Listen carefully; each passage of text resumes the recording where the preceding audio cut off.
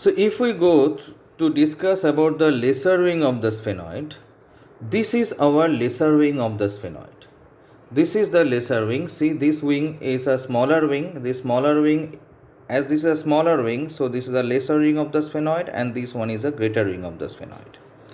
If we see this lesser wing, it is connected with the body of this one is a body of sphenoid. Lesser wing is connected with the body of the sphenoid by posterior root and anterior root, and both the roots they enclosing this optic canal. It is the posterior root and this is the anterior root, and the roots enclosing the optic canal. So if we can draw this, see, if this is the lesser wing of the sphenoid, and this lesser wing of the sphenoid, there is optic canal, it joins with the body by posterior root, and this is the anterior root. So obviously it has an anterior border and it has an posterior border. It has an anterior border and posterior border. This posterior border, it hangs like a projection, and this projection is known as anterior clinoid process. See, here also please see, if this one is a optic canal and this is a lesser wing, the posterior border, it hangs like a projection.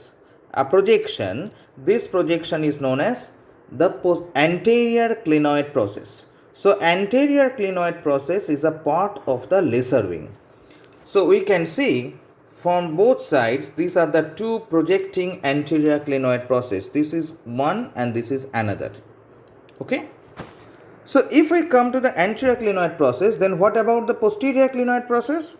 This is our dorsum coeli. This is a schematic diagram. This is our dorsum coeli, and this dorsum coeli, it has an anterior projection which is known as posterior clinoid process, and dorsum coeli, it has a posterior projection. This is known as the petrosal process.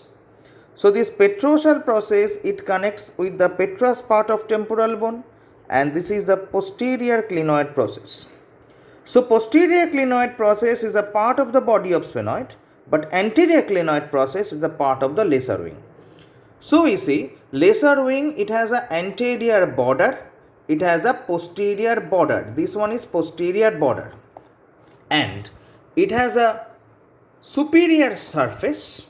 This superior surface, it is related to the middle cranial fossa, and it has a inferior surface. This is the inferior surface. It has an inferior surface, and this inferior surface, it is presents above the superior orbital fissure. This one is our superior orbital fissure.